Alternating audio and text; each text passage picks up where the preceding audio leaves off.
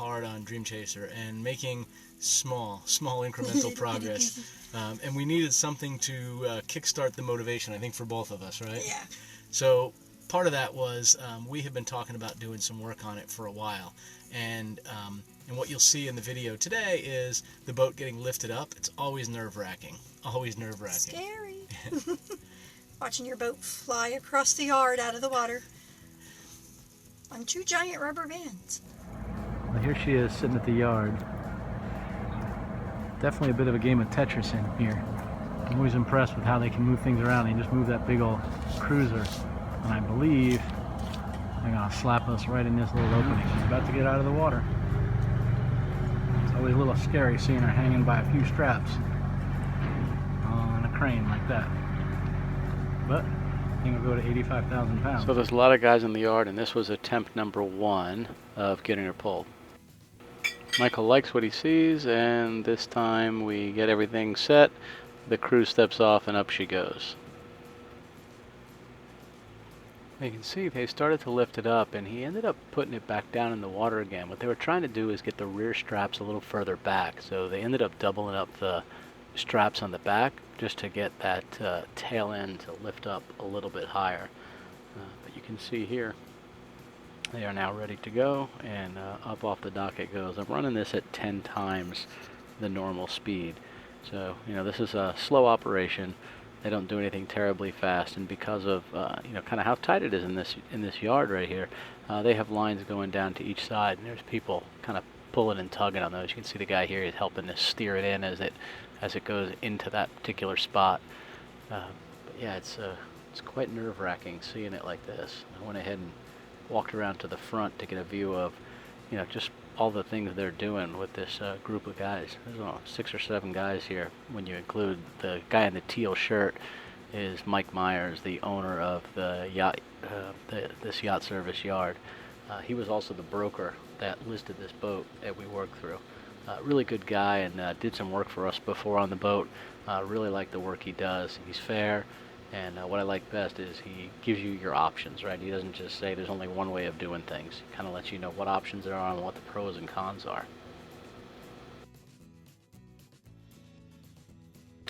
And this is where she's going to sit for a little while she gets some work done. But this will be good to get some before and after shots from this angle. Yeah, she's amazingly huge. That's our daughter there, so she's about 5'8" tall, and you can just sort of get a sense for, you know, how big the underwater section of this boat really is. Hi guys, we're here at the boatyard this morning, just checking to see what work we've had done in the last 2 days. It's the elusive 11-year-old. Do you see her? There it is. There it is. I got it. All right. Yes. Sorry. With a little bit of bribery of donuts and chocolate milk, we got the 11-year-old to come with us today.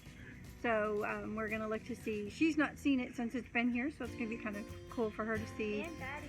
How yes, and her new friend Batty. So like I said, we're at Myers Boatyard where the boat is on the heart. We're going to do a little bit of work down below, and then we're going to show y'all some video of what we're having done, etc. as far as that goes. So follow along. Here we go. I mean, it may talk a little, but who puts their foot in the car? Here, close the door, Chaz. Will you close the gate, Chaz?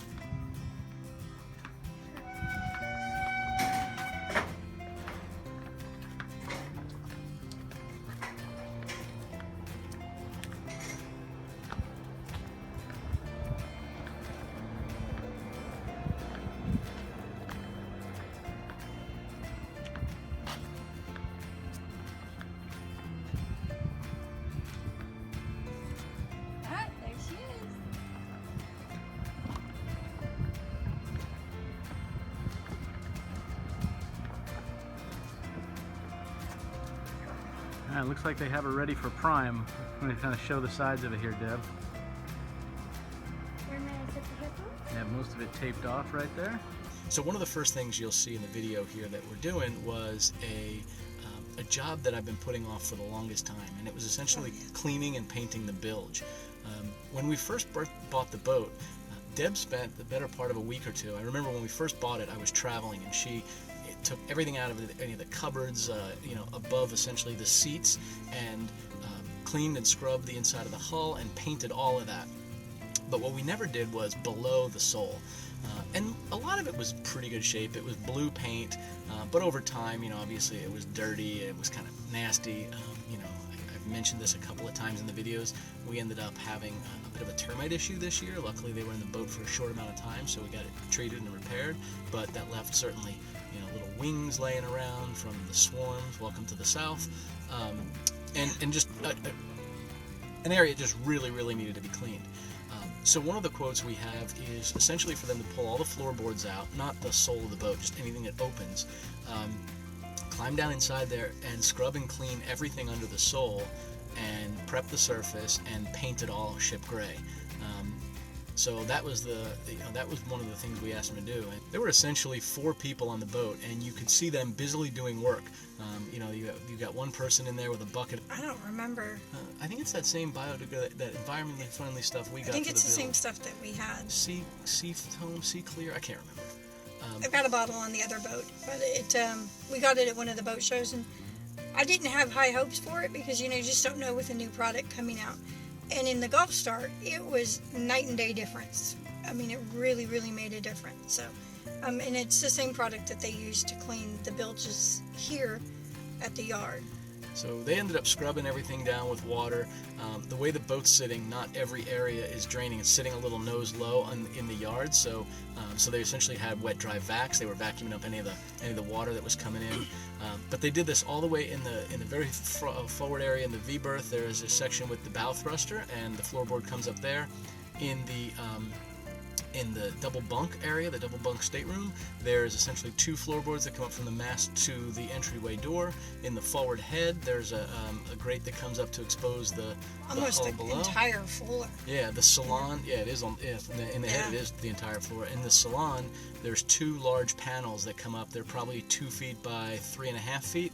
So you essentially have this giant opening in the salon, and then you go up the 2 steps you go up the 2 steps. One of the steps removes, so you have access right there.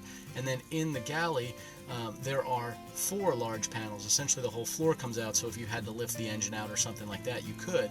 So that all exposes everything below in the engine room. And then in the aft stateroom, there is another small opening. It's not as big. It's a little bit of contortionism to go into that one. And then in the rear head, again, just like the forward head, the grate comes out and exposes the hull below it. This is where we get access to the through hulls, the sea strainers for the air conditioners and whatnot are all located below the floor. Alright, so we're down on the boat. It looks like they've started doing some of the work cleaning it up. Deb and I have just gone and cleaned a little bit more. But you can see how, years of, frankly, cat hair and dirt and grime are all kind of scrubbed out of there. Given the angle of the boat, a little bit of water setting right there. You can see they have pumps in there. This is where they've been cleaning and letting the pumping go to. So we did inside of this cupboard.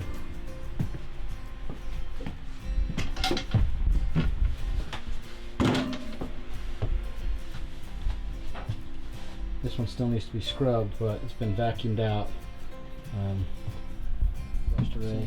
That one still needs to be cleaned better yet as well. Maybe painting all of these.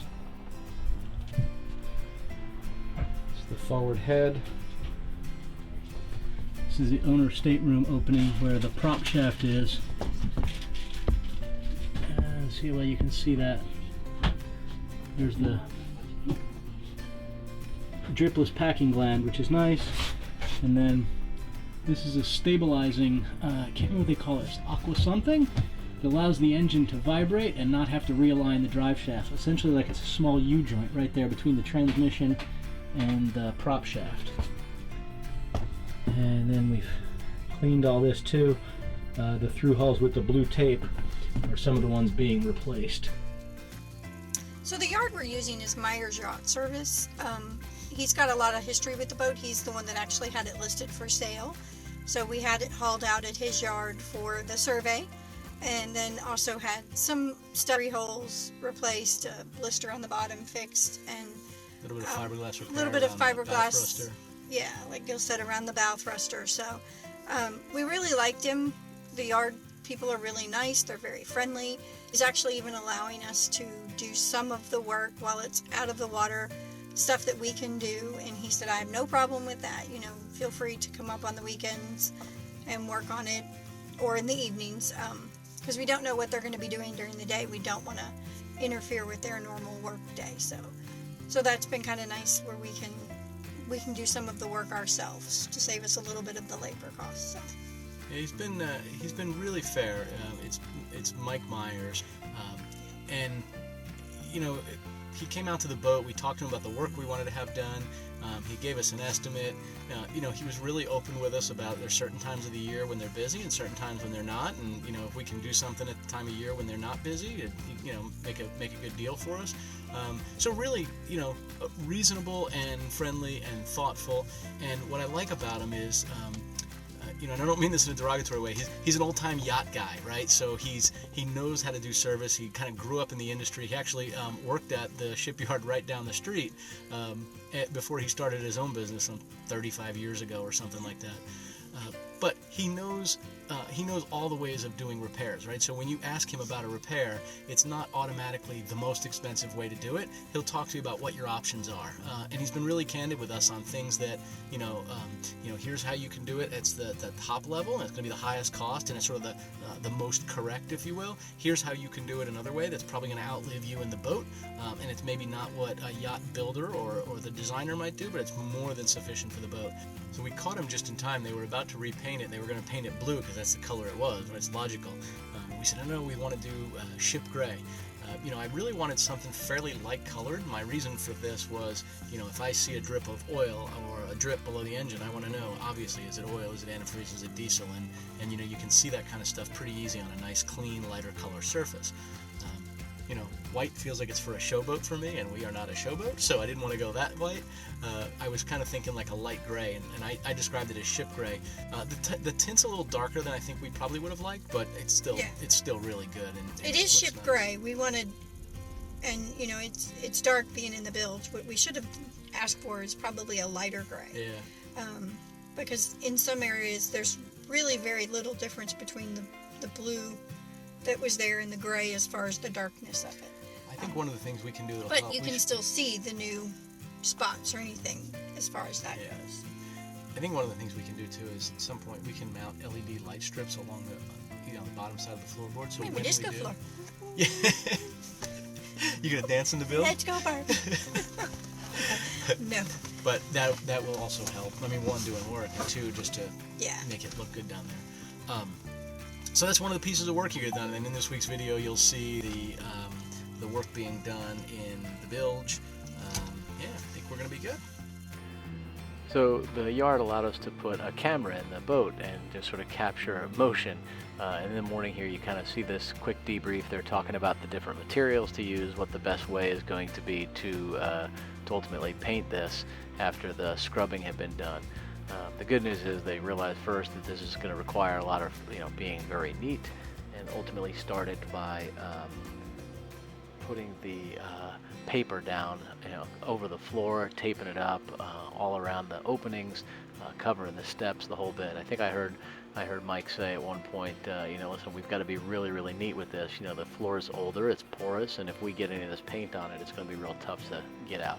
But you can see here, this is the course of the day. There's a lot of work down here getting this ready and prepped, and I'll start showing the finished product of the Bilge, or at least the in progress one, in a bit.